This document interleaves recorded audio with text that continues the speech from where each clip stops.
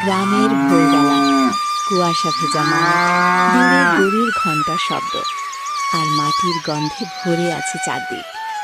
সেই শান্ত গ্রামেই বাস করত হরিপদ আর তার মেয়ে মালতী।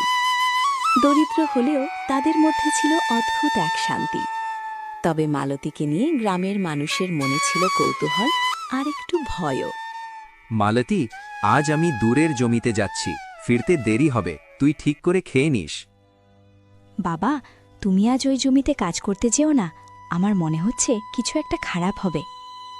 আবার সেই একই কথা, আকাশ একদম পরিষ্কার দেখাচ্ছে, কিছুই হবে না আমার। তুমি একবার আমার কথা শুনে দেখো না বাবা, আমি বুঝতে পারছি তুমি গেলে তোমার ক্ষতি হবে। তুই এসব কি করে বুঝিস বলতো মা? আমি জানি না বাবা, কিন্তু মনে হয় কেউ যেন আমাকে আগে থেকেই বলে দেয়। ঠিক আছে মা, তোর কথা শুনেই আজ আমি পাশের জমিতেই কাজ করতে যাচ্ছি। দিন গড়িয়ে বিকেল হতে না হতেই হঠাৎ কালো মেঘে আকাশ ঢেকে গেল। প্রবল ঝড় ও বৃষ্টি শুরু হলো। দূরে সেই জমিটি বৃষ্টিতে তছনছ করে দিল। সন্ধ্যায় হরিপদ বাড়ি ফিরে বিস্ময় হয়ে তার মেয়েকে বলে, মালতী, তুই ঠিক বলেছিলি, বৃষ্টিতে জমিটা একেবারে শেষ হয়ে গেছে। আমি তো শুধু অনুভব করেছিলাম বাবা। তুই কি করে জানলিস মা? সত্যি তুই অদ্ভুত। এই ঘটনার পর থেকেই গ্রামের লোকজনের মধ্যে মালতীকে নিয়ে নানা রকম কথা শুরু হয়ে যায়। শুনেছিস, ওই হরিপদর মেয়েটা মালতী, সে নাকি আগে থেকেই ঝড় বৃষ্টি হবে কিনা তা জানতে পারে। হ্যাঁ রে, মেয়েটা একটু অদ্ভুত, আমি শুনেছি। এরই মধ্যে একদিন জমিদারের ছেলে গুরুতর অসুস্থ হয়ে পড়ল। বহু চেষ্টা করেও তাকে ভালো করা গেল না। মালতীর কাছে নিয়ে যান, ওই মেয়েটা নাকি অনেক কিছু জানে, সেই একমাত্র তোমার ছেলেকে এই বড় অসুস্থতার মুখ থেকে উদ্ধার করতে পারবে। একটা চাষির মেয়ে আমার ছেলেকে ভালো করবে, এসব বাজে কথা। কিন্তু ছেলের অবস্থা আরও খারাপ হতে লাগল। তিনি বাধ্য হয়ে মালতীকে ডেকে পাঠালেন। মালতী এসে ছেলেটার পাশে বসে কিছুক্ষণ চোখ বন্ধ করে রইল। তারপর সে বলল, ওর শরীরে বড় কোনো অসুখ নেই, কিন্তু কেউ খারাপ নজর দিয়েছে। দেখ মেয়ে, যদি কিছু করতে পারিস তো কর, না পারলে কিন্তু অনেক অসুবিধা হবে, কারণ আমি এসব ভণ্ডামি পছন্দ করি না। আমি কোনো ভণ্ডামি করি না, আমি শুধু আমার মনের কথা শুনি। আমি যা অনুভব করি সেটাই আমি বলি। সে একটা ছোট পাত্রে জল নিয়ে মনে মনে মন্ত্র বলতে লাগল। তারপর সেই জল ছেলেটার কপালে ছুঁয়ে দিল। একটু পরেই ছেলেটা ধীরে ধীরে চোখ খুলল। এটা কি করে সম্ভব? আমি কত বড় বড় বেদা কবিরাজকে দেখালাম, তারা ঠিক করতে পারল না, আর তুমি একটু ছুঁয়ে আমার ছেলেকে সুস্থ করে তুললে। সত্যিই তুমি অদ্ভুত। মালতী, তুই আমাদের বড় উপকার করলি। এই ঘটনার পর মালতীর নাম চারদিকে ছড়িয়ে পড়ল। কেউ অসুস্থ হলে, কেউ বিপদে পড়লে তার কাছেই আসত। কিন্তু সবার মনে যে বিশ্বাস জন্মাল তা নয়, কিছু মানুষের মনে ভয় আরও বাড়ল। এই মেয়েটা ঠিক না, একে গ্রাম থেকে তাড়ানো উচিত। যদি ওই মেয়েটা আমাদের গ্রামে থাকে, তাহলে এই গ্রামে অনেক বিপদ আসবে। হ্যাঁ, কিন্তু মালতী কারো ক্ষতি করেনি, সে তো শুধুমাত্র সমস্যার সমাধান করে দিচ্ছে। এখন না হলে সমস্যার সমাধান করে দিচ্ছে, কিন্তু পরে যদি গ্রামে কোনো বড় বিপদ আসে, তাহলে কে দায়ী নেবে, সে কথা ভেবেছ কেউ? গ্রামের মানুষদের কাছে এইসব কথাবার্তা হরিপদ শুনে ফেলে এবং সে ভীষণ ভয় পেয়ে যায়। সন্ধ্যায় বাড়িতে ফিরে হরিপদ ভয়ে কাঁপতে কাঁপতে বলে, আমি কেন পালাবো বাবা? আমি তো কোনো ভুল করিনি। আমি তো শুধু মানুষদের উপকার করে দিই। সবাই বোঝে না মা, আমি তোকে হারাতে চাই না, তুই তোর মামার বাড়ি চলে যা। আমি ভাবতেও পারিনি, যাদের তুই এতদিন সাহায্য করে দিলি, গ্রামের মানুষদের উপকার করে দিলি, আর আজ সেই মানুষগুলো তোকে অশুভ বলছে।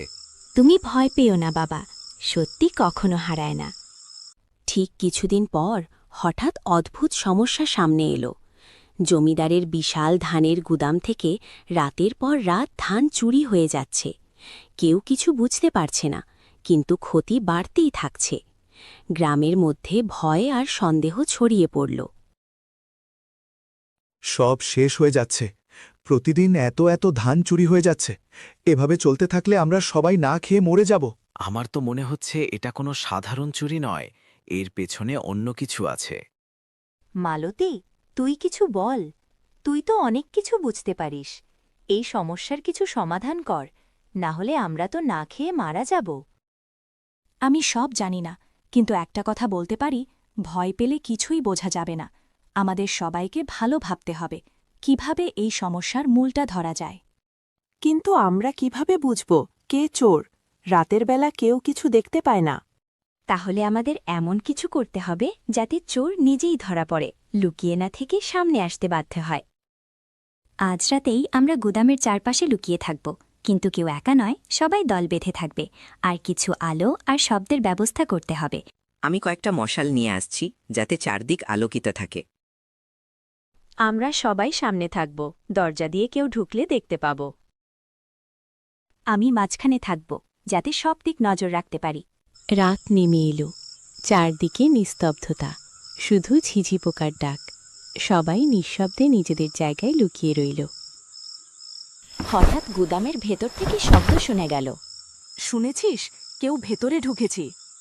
ওই দেখ, দরজার কাছে একটা ছায়া নড়ছে। 3টা লোক দৌড়ে পালানোর চেষ্টা করল, কিন্তু চারদিক থেকে সবাই মিলে ঘিরে ফেলল। ধরেছি। এবার বল, কে তোরা? আর তোরা আমাদের গ্রামের ধান চুরি করছিস কেন?